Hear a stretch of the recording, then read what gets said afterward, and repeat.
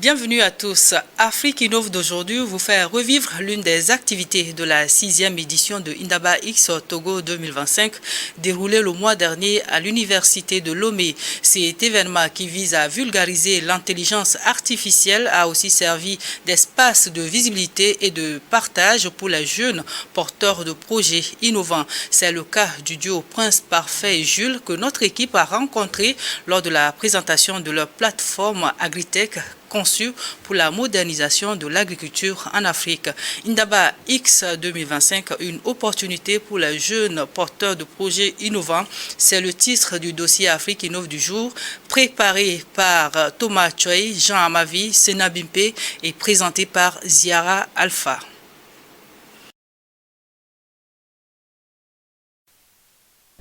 Bienvenue au pôle universitaire de l'innovation et de la technologie de l'université de Lomé. Ce jour-là, deux jeunes s'apprêtent à faire un exercice des plus inhabituels pour eux. La présentation de leur projet devant une foule d'étudiants et de responsables du pôle réunis pour la circonstance. C'est la première fois que le binôme Prince Parfait et Jules, tous deux, ingénieurs en formation, communiquent autant sur leur plateforme numérique baptisée Smart Farm Connect, une plateforme agritech intelligente pour moderniser l'agriculture au Togo. Actuellement, nous sommes sur le MVP, Minimum Viable Product. C'est-à-dire, le projet à faire, c'est un grand projet. Il y a l'IA dedans, il y a les prévisions météorologiques, il y a le marketplace, il y a aussi les conseils personnalisés. Prochainement, on va essayer d'intégrer la météorologie et la météo fiable et locale. Ensuite, les IA vont s'enchaîner et nous allons continuer avec d'autres perspectives. Nous avons besoin d'avoir accès aux données locales du climat. Nous avons besoin également d'une subvention de 20 millions pour pouvoir parfaire ce projet jusqu'à la mise en activité, puisque nous allons déployer et faire des formations aux agriculteurs sur le terrain. Nous allons essayer de signer également des partenariats avec les coopérations agricoles et les ONG.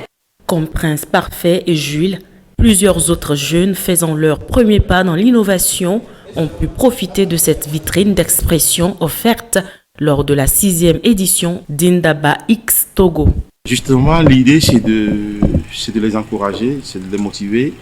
Et nous, comme nous sommes une association en IA, en informatique de façon générale, à but non lucratif, l'idée, c'est de voir aussi si les projets sont solides, de mettre à disposition des équipes pour les aider pour la partie technique, parce que financièrement, on ne pourra pas tenir le coup, mais néanmoins pour la partie technique, d'essayer de les aider pour amener le projet techniquement à bout.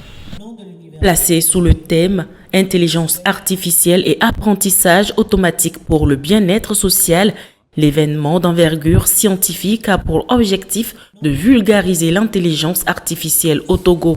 La communauté Indaba, c'est une communauté Zoulou. Vous connaissez le système Ubuntu, Windows. Windows, vous connaissez Windows. Il y a le système Linux, dont Ubuntu, que cette communauté, les communautés Zoulou ont créé pour faire de l'open source, pour aider les gens à avoir un système sans payer. Donc c'est toujours dans la même philosophie.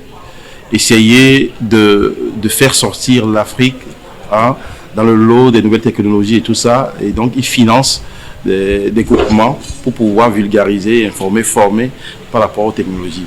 Donc précisément Indaba, c'est une communauté Zoulou qui a été créée justement pour démystifier l'IA, pour former les gens, pour que les Africains ne soient plus à l'avant-garde. Il y a une différence entre Indaba et Indaba X. Indaba X, c'est une représentante locale de Indaba. Actuellement, nous sommes 47 pays africains sur les 54 à faire de tels événements dans chaque pays. Et tous les ans, tous ces pays-là se retrouvent dans un seul pays pour faire Indaba, qui est une grande conférence qui rassemble tous les 47 pays. Organisée par la communauté togolaise de l'intelligence artificielle, soutenue par ses partenaires, cette rencontre annuelle depuis 6 ans déjà s'inscrit dans le cadre du réseau panafricain Deep Learning Indaba. Cette année, L'événement allie conférences et formations pratiques afin de renforcer les capacités locales dans ce domaine novateur. En fait, on a en gros 4 activités. On a des présentations de données de recherche scientifique. On a des présentations de projets, comme ce que vous venez de voir. On a des présentations de posters. Les posters, c'est des résultats pour faire des interactions entre le public et les inventeurs. Et puis on a des panels. En parallèle des présentiels, des présentations, il y a des formations sur l'IA qui se passent sur deux salles en parallèle. Donc nous formons les gens. Donc nous attendons qu'à la sortie de ça, les gens puissent aussi prendre en main tout seuls des outils d'IA, qui essaient d'implémenter des modèles d'IA. Et nous voulons aussi montrer à ceux qui ne sont pas techniciens qu'ils peuvent avoir un langage facile et approcher les gens pour discuter IA. Notre objectif, que ce soit Kotia ou Indaba, c'est de former, c'est d'informer, c'est de vulgariser, c'est de démystifier les nouvelles technologies. Du 30 septembre au 4 octobre, la 6e édition de Indaba X Togo 2025 aura levé le voile sur les multiples aspects de l'intelligence artificielle et suscité de l'engouement chez ces jeunes en quête d'enseignement et d'outils essentiels pour le perfectionnement de leurs projets portés sur la transformation digitale.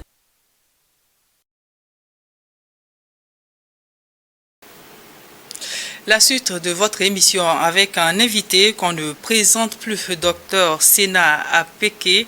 Merci de votre disponibilité. Merci à vous. Alors, vous êtes consultant en intelligence artificielle et aussi directeur de la COTIA. Justement, en tant que directeur de la communauté togolaise de l'intelligence artificielle, que retenez-vous de la 6e édition de Indaba X 2025 au Togo? Alors, merci en tout cas pour la parole donnée. La dernière édition de Indaba X Togo, c'est celle de 2025. On va dire c'est l'une de nos meilleures organisations en Indaba X parce que nous avions l'habitude de l'organiser sur 3 jours. Et c'est pleinement des présentations, des projets, des projets de recherche, des projets d'innovation. Cette fois-ci, nous avons rajouté 2 jours qui ont servi des jours de formation. Parce que ce qu'on faisait, c'est que pendant les 3 jours, on faisait parallèlement des formations. On trouvait que c'est insuffisant. Et donc la communauté, le public réclamait beaucoup plus de formation et donc on a dû rajouter 2 jours de formation, de pleine formation. Il n'y avait pas de présentation de projet et ça a eu plein de succès et on va dire que ça a fait beaucoup plus la différence entre cette dernière édition et les autres éditions. Une autre différence, c'est que ce qu'on a retenu, c'est que il y a eu beaucoup de présentations de projets concrets qui ont déjà démarré. Il y a eu plus de 8 à 10 projets qui ont été présentés, et des projets qui sont en phase terminale d'ailleurs. Et on est très fiers de ça. Ça montre que ce qu'on a commencé à faire depuis 5 ans déjà porte déjà ses fruits. Alors justement, quels ont été les faits marquants en dehors des présentations de projets concrets qui ont été tout au long de ces 3-4 jours-là?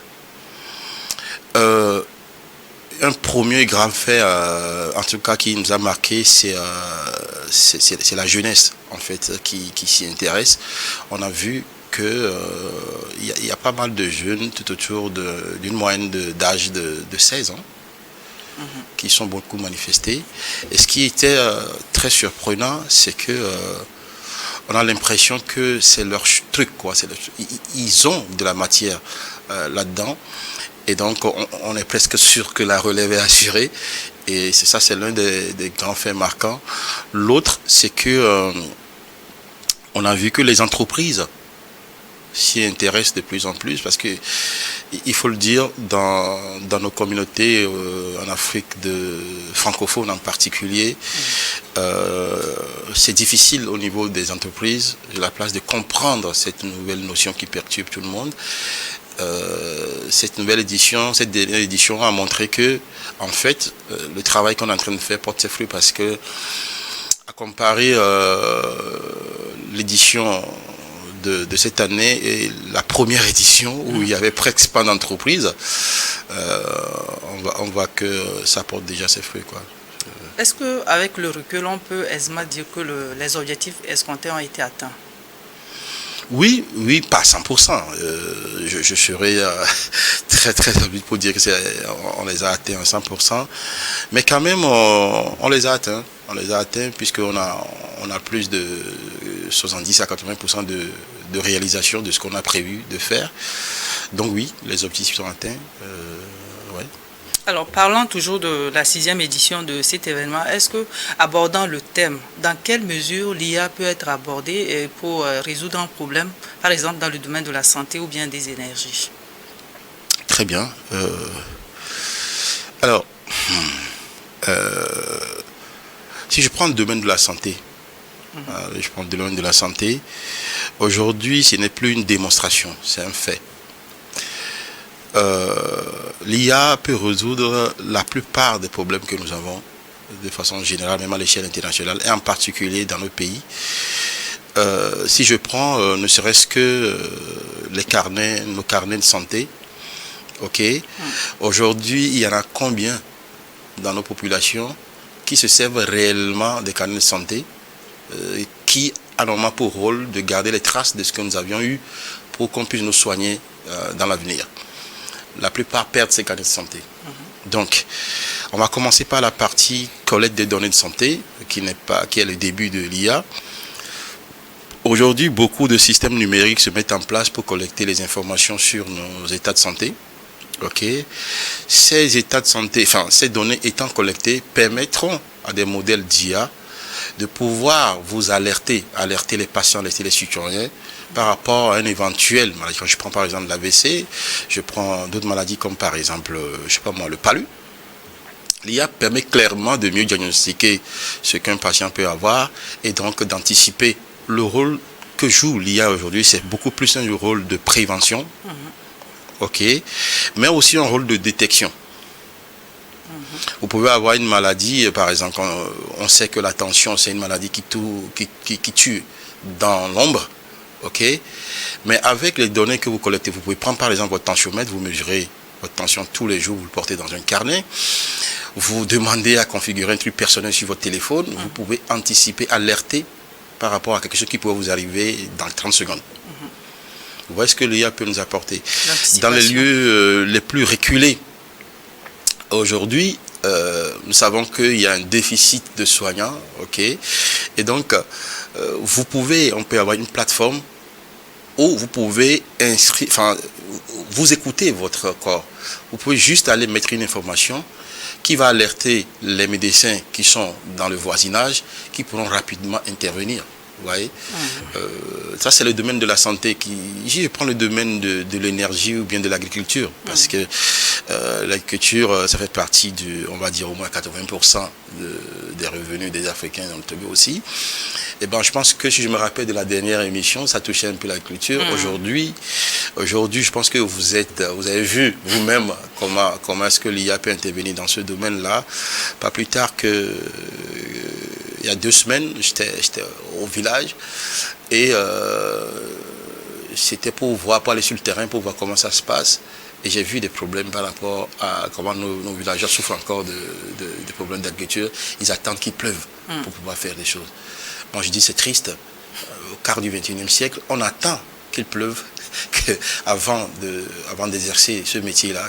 Et donc l'IA, aujourd'hui, peut nous permettre d'anticiper tout ça, de contrôler ce qu'on va appeler la gestion de l'état de stress des plantes. Donc l'IA permet, ne serait-ce qu'à voir l'état des feuilles d'une plante, dire que la plante souffre de tel ou de tel, et donc d'aller spécifiquement traiter la zone d'intérêt, la zone parce qu'on peut avoir une surface de 4 hectares et que c'est juste un petit lot quelque part qui souffre. Vous allez aller arroser les 4 hectares, c'est-à-dire qu'économiquement parlant, vous avez des problèmes. Donc l'IA aujourd'hui, c'est un outil qui nous permet vraiment de cibler les zones qui ont des zones d'intérêt et donc de contrôler son économie. Alors, à part vu cet événement, la 6e édition de Indaba X et aussi la récente grande rencontre de l'innovation technologique, est-ce qu'on peut aisément dire que les pouvoirs publics sont en train d'encourager une synergie d'action empreinte d'innovation, surtout les pouvoirs africains? Clairement. Clairement, vous voyez vous-même que avoir ce que fait le ministère de l'économie numérique à travers l'ATD ou la Data Lab, clairement, je pense que le pouvoir public a pris au sérieux cette nouvelle révolution. Ok, et moi ça m'enchante, ça nous enchante beaucoup parce que nous, dans notre communauté déjà, on lutte pour ça, pour qu'on ne soit plus les derniers pour cette 4e révolution. Et donc on voit bien que les pouvoirs publics ont pris le problème au sérieux. Je viens d'ailleurs de félicitations à Madame la ministre. Je vois qu'elle fait partie des conseillers en IA, en Afrique de façon générale. Ça voudrait dire, ça montre l'intérêt que les pouvoirs publics portent à la chose. Je passe par là pour aussi féliciter toute la stratégie qui se met autour. Alors revenons à la COTIA. À part ce genre d'événement, qu'est-ce que la COTIA fait concrètement au Togo? Eh bien, la COTIA forme. Nous sommes une communauté, qui a principalement pour but de démystifier, en gros, cette nouvelle technologie qui est l'IA, mais aussi ces domaines connexes. Quand je dis ces domaines connexes, c'est surtout de l'informatique. Donc, nous formons. Si vous nous appelez pour former des gens par rapport à l'IA, par rapport même à la cybersécurité, on essaie de faire les choses. Nous organisons des conférences, ça vous le savez. Nous participons à l'échelle internationale sur des thématiques de recherche. Alors, est-ce que la 7e édition de Indaba X a déjà, les préparatifs de la 7e édition ont déjà commencé à la COTIA? Bien sûr, parce que vous avez vu, réussir une conférence, ce n'est pas se lever la veille, en gros, quoi. On a déjà même rédigé le TDR. On est en plein travaux en ce moment pour faire mieux. Notre esprit, c'est toujours de faire mieux. Et donc, aussitôt fini, notre habitude, c'est de ne pas trop se reposer. Et les équipes sont déjà organisées. Et puis voilà, on a déjà commencé en gros. Nous avons presque fini. Est-ce que vous avez un dernier mot? Oui, merci encore de m'avoir accordé, en tout cas de me donner du temps pour expliquer ce que nous faisons à COTIA. J'aimerais, à travers vous, quand même solliciter encore une fois de l'aide, mais en remerciant tous ceux qui, de près ou de loin, nous aident tous les ans à pouvoir faire ce qu'on souhaite faire et de leur dire que le meilleur a encore pour demain et donc nous ne pouvons pas réussir tout seuls et nous comptons encore sur l'aide d'abord du pouvoir public qui nous donne un espace quand même. J'aimerais remercier toute mon équipe de COTIA. En tout cas, merci à New York TV pour le travail que vous faites et j'espère que vous serez toujours avec nous. Merci surtout à vous, Dr Sena Apeke. Vous êtes consultant en intelligence artificielle et directeur de la communauté togolaise de l'intelligence artificielle. Mesdames et messieurs, merci de nous avoir suivis et à très bientôt pour un autre numéro de votre émission Afrique Innove.